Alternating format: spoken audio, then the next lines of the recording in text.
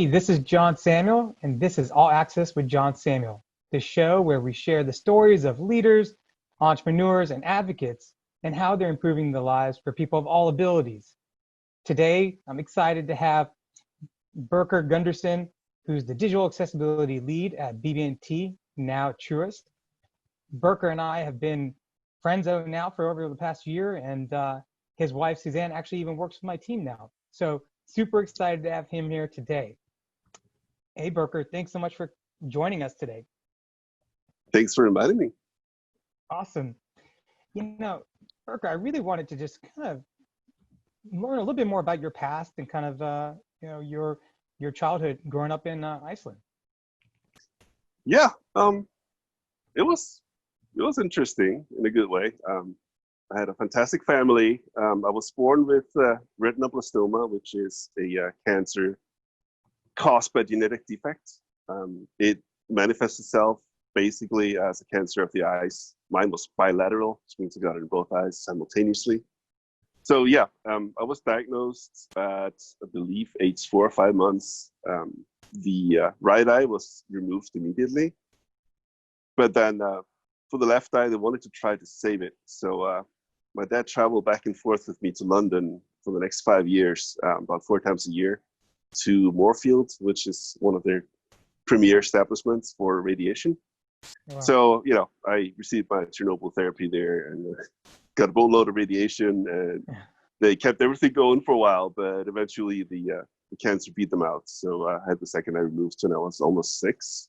Oh, wow. And it's really awkward. I still remember the night before the surgery trying to imagine what being blind would be like.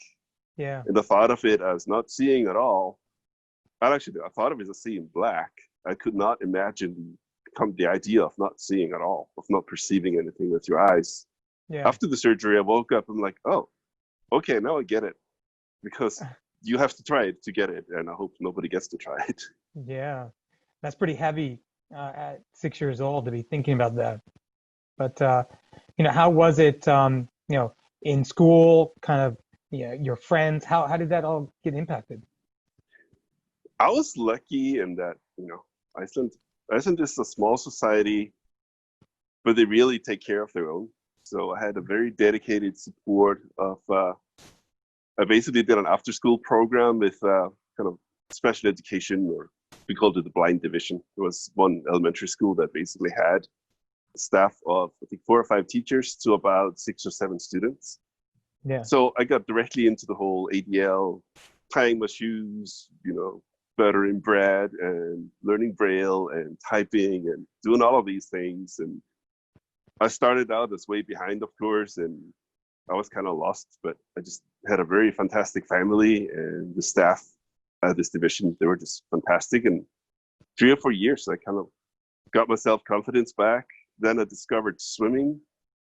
We had a swim club for people with disabilities, and that really got me into sports and kind of built my self-confidence. And I also got into music, and I got into bands, so I became the weird nerdy kid in class. I wasn't like the cool popular kid, but I started gaining some respect from playing music. Well, you mentioned the confidence building, the confidence building that you received from, swimming and participating in this band.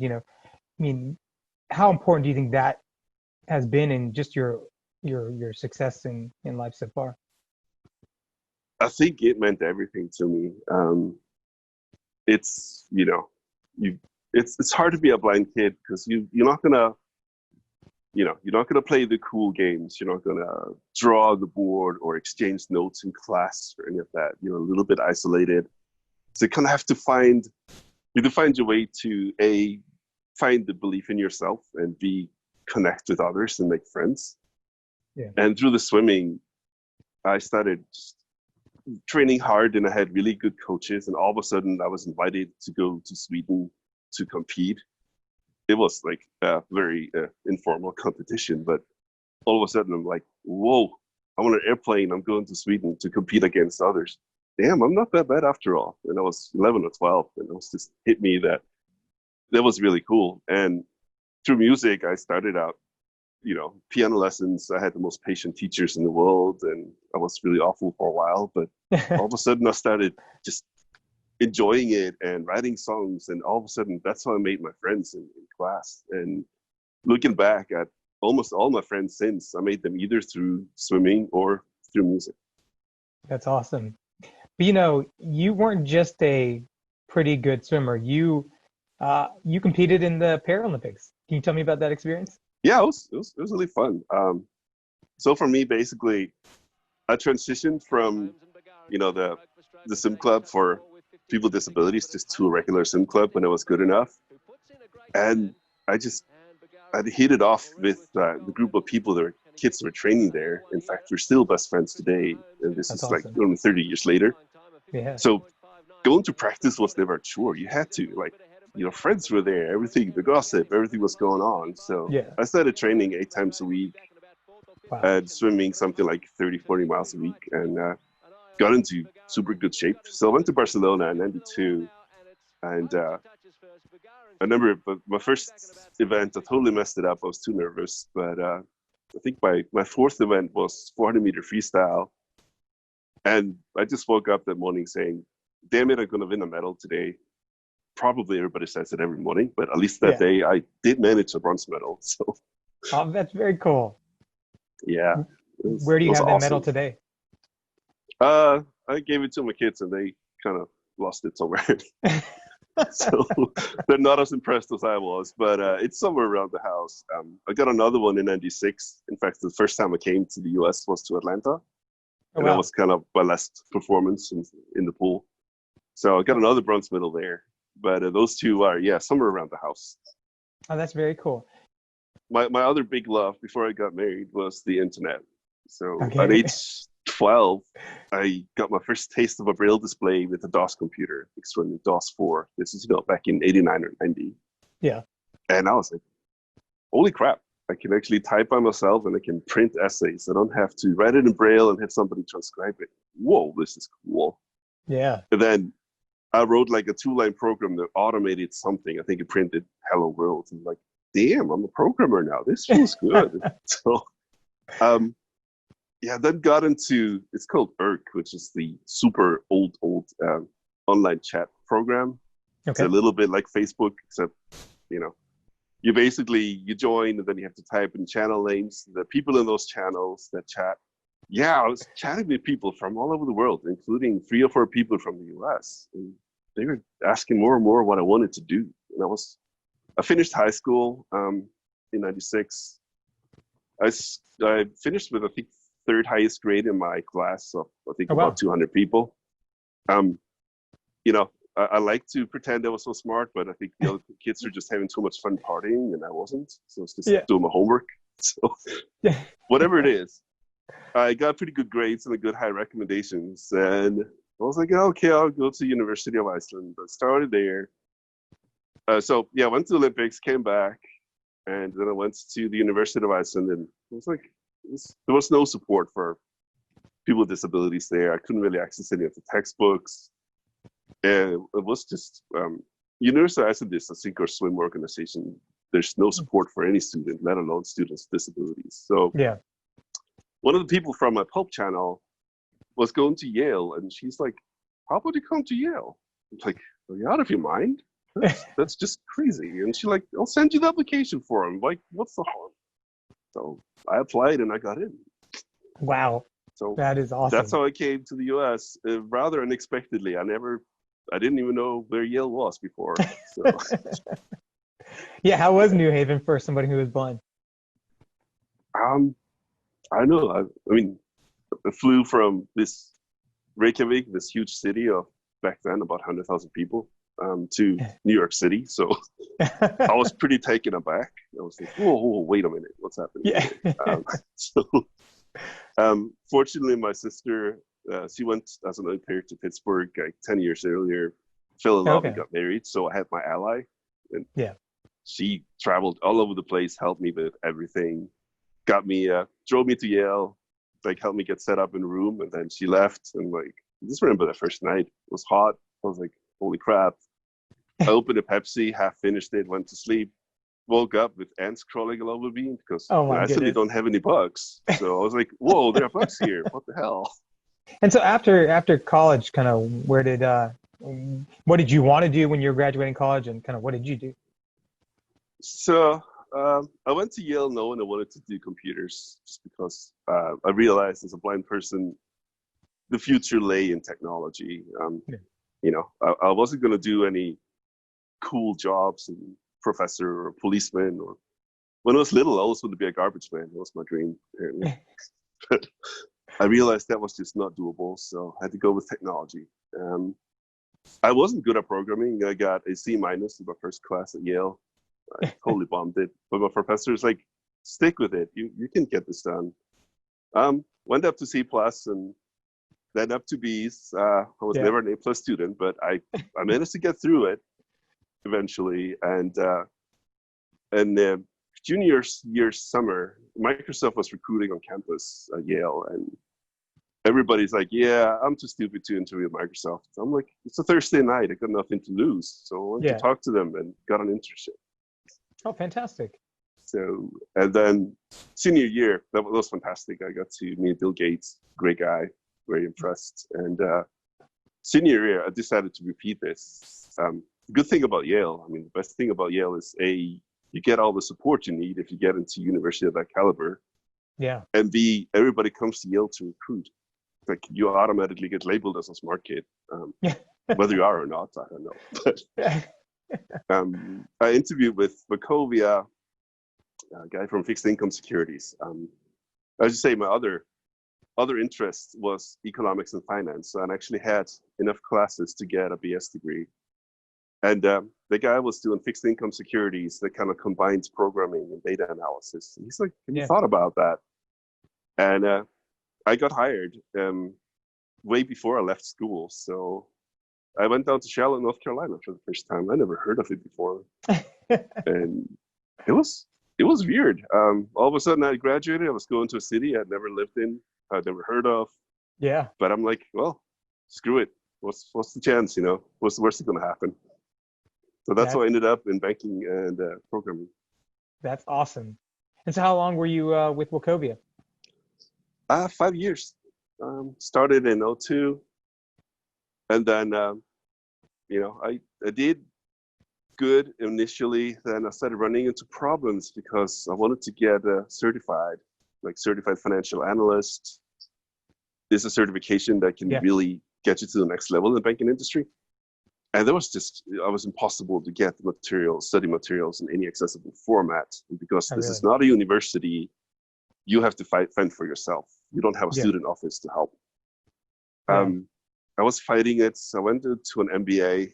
I got into an MBA program, but then unfortunately, cancer struck again. So by that time, we were engaged and had a baby come in. So we freaked and decided to move to Iceland for family support. And then Wachovia went under shortly after. So yeah, it didn't work out very well. Yeah. Oh, so that's when you and Suzanne were engaged at this point. Yeah. And so how did you meet Suzanne? Online again. She was studying O&M, orientation mobility, studying to become an instructor. It's one of her odd hobbies. So yeah. And that was way back when. There was a website called Hoprail, another online chat room.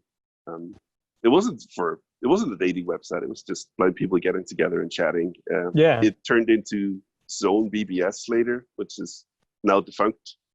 Okay. But it was a community of about 100 people that logged on every day and chatted. And we got chatting, I think, in 2003, and we were all in friends for 3 years before anything happened.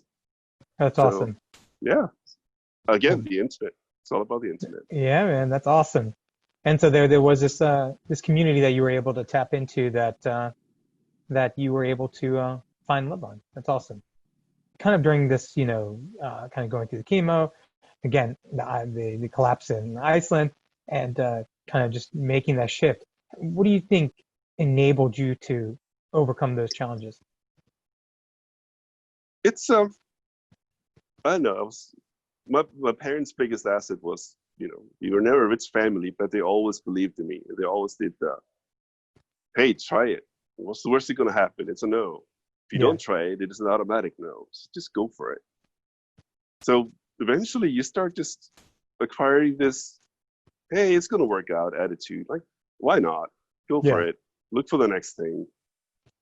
And that kind of nonchalance, like, you're just not afraid of failing anymore because you realize if you don't try, failure is automatic.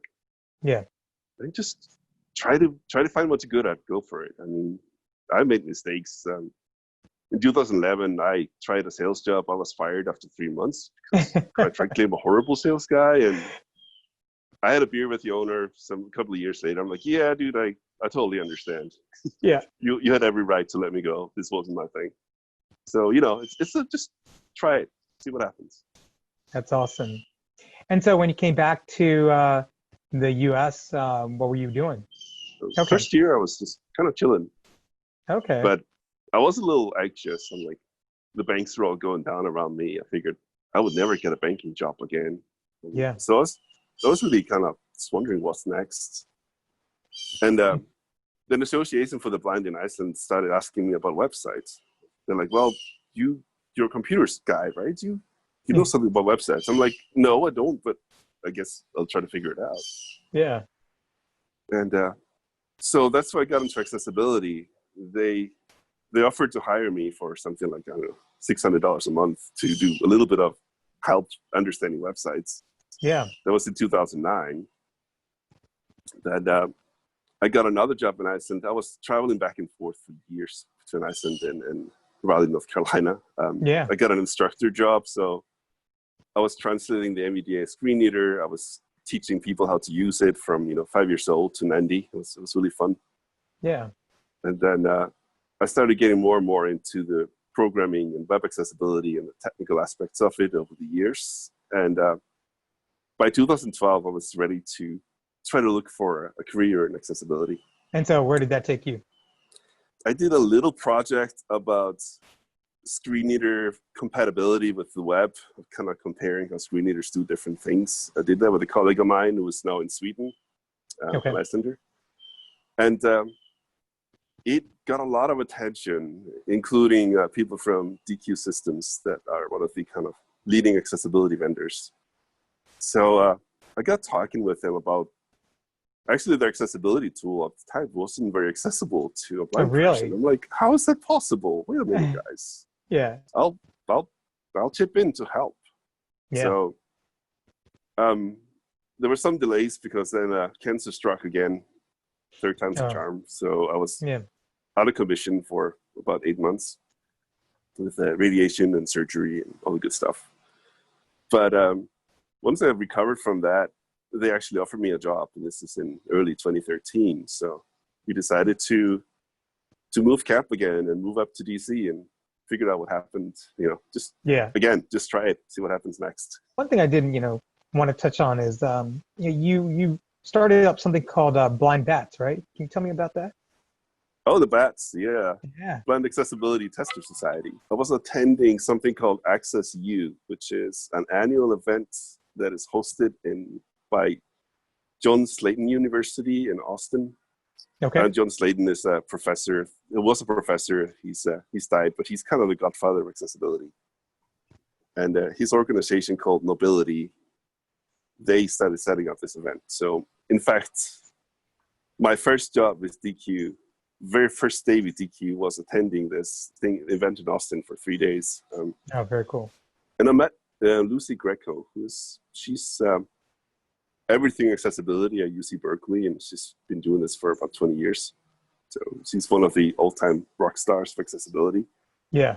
And we just hit it off at breakfast and started talking about accessibility and what's like being a blind tester and all the challenges. And we started exchanging techniques, and we're like, whoa, I didn't know that was possible. Oh, yeah. That's interesting. And we started talking about, well, why don't we get together in this industry? It's accessibility. Yeah. Shouldn't we have a voice? Should we be a community? Shouldn't we be the people that do the testing? And that's how BATS was born. I credit myself for the acronym because I'm like, okay, I need something punny, and blind accessibility tester. I'm like, wait a minute, that sounds good. That's awesome. Yeah. Yeah. And so how many people are on the network now? 20 or 30 people on the mailing list. We have a website.